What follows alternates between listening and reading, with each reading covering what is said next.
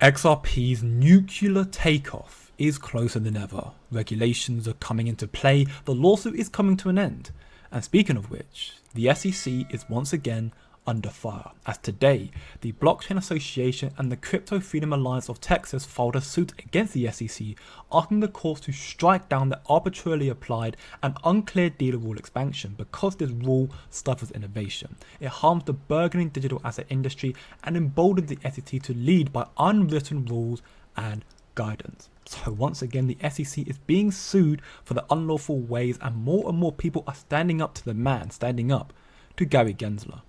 As we can see from Ripple's Chief Legal Officer Stuart Alderoty, in Gensler's first 3 years as SEC chair, the agency has been sued for abusing its rulemaking powers more times than the SEC was sued in the prior 10 plus years, spanning the tenure of 3 long-serving chairs combined, which is insane. You cannot convince me, nor anyone else for that matter, that Gary Gensler doesn't have some form of personal agenda, some sort of corruption in his midst, because his request for $2 billion from Ripple in penalties is just further evidence of his delusion, if you will. But there has yet to be a battle that the SEC has been able to win in the courts, and Ripple have been the ones to lead this charge. I mentioned in my last video that XRP responded to the egregious request of $2 billion by saying no more than $10 million in penalties, so the complete other side of the spectrum. And now, according to pro-XRP lawyer Jeremy Hogan, there's actually the possibility of a $100 million settlement between Ripple and the SEC, which would be a massive win. Listen very closely. Quote, taking both discretionary and comparative factors into account, an appropriate civil penalty would be no more than $10 million and would be proportionate in both percentage and dollar amount to comparable digital asset cases where there was no culpable mental state and no substantial risk of harm or risk of harm to others. Well, before Goble, the SEC was requesting $1.95 billion, and Ripple says not only should there be no injunction, it should only have to pay $10 million in total because no one was harmed. They can't prove any harm to the investors or to the purchasers, and also $10 million would be a reasonable penalty based upon past penalties. So I would say that based on what we've seen so far in the case, that the final judgment will come out this summer.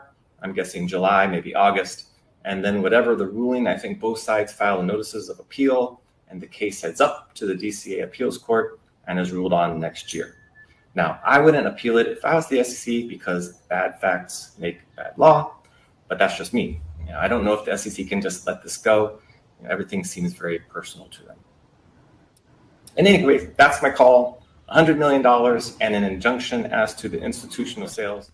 So ultimately, as you heard, the question really comes down to whether the SEC will continue to fight this evidently losing battle.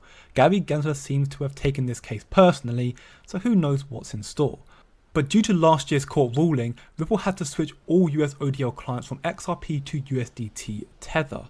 And now, as mentioned in this video from Zach Rector, with the verdict seemingly mere months away, Ripple will explode in US adoption very soon, firing up US ODL and most likely flipping the switch thanks to the introduction of a Ripple stablecoin. They will switch all their clients back to XRP from USDT, and due to the regulations, which are very close, XRP's nuclear takeoff is closer than ever, potentially just a few months away, as we can hear in this video. Listen very closely.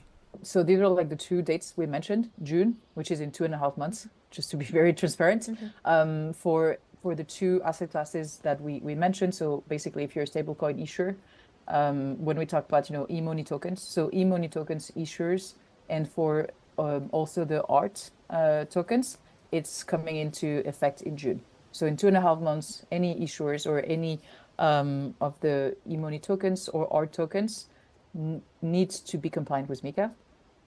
The second really important deadline is December. All the CASPs and other assets need to be compliant with MiCA by the end of this year.